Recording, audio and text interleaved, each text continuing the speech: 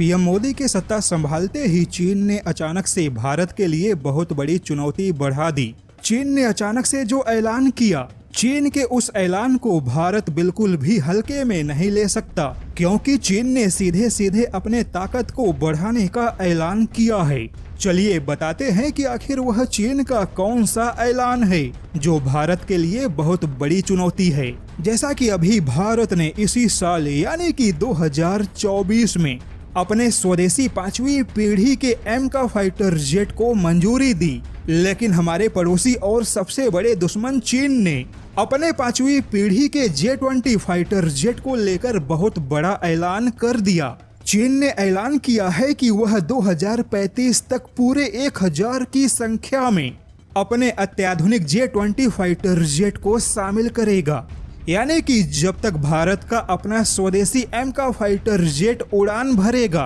तब तक चीन की वायुसेना के पास में 1000 की संख्या में J-20 फाइटर जेट मौजूद होंगे। इसके अलावा चीन ने अगले 10 सालों में अपने J-31 को भी लगभग 200 की संख्या में शामिल करने की योजना बनाई है, यानी कि 2035 तक चीन के पास चीन के हिसाब से 1200 की संख्या में 5वीं पीढ़ी का फाइटर जेट मौजूद होगा। लेकिन उसी समय भारत के पास कितने 5वीं पीढ़ी के फाइटर जेट होंगे, इसे लेकर कोई भी संख्या निर्धारित नहीं है। हालांकि तब तक भारत के पास लगभग 400 की संख्या में तेजस MK1 और तेजस MK2 अवश्य शामिल होगा, लेकिन फिर भी भारत को चीन के टक्कर में कम से कम अपने तेजस MK2 की संख्या को और ज्यादा बढ़ाना होगा, क्योंकि भारत के लिए चुनौती केवल चीन से नहीं बल्कि हमारे एक और दुश्मन पड़ोसी पाकिस्तान से भी है।